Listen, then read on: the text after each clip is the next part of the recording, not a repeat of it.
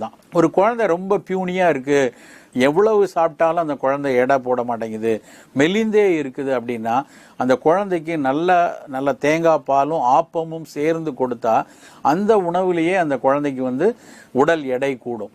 வீட்டில் நொறுவலாக சாயந்தர நிலையில் அந்த குழந்தைக்கு ஏதாவது சாப்பிட கொடுக்கணும்னா வெறும் பொட்டுக்கடலையும் தேங்காய் துருவலையும் சேர்த்து கொஞ்சம் நாட்டு வெல்லத்தை தூவி அந்த குழந்தைக்கு கொடுத்தோன்னா கண்டிப்பாக அந்த குழந்தையினோட எடை நல்லா கூட ஆரம்பிக்கும்.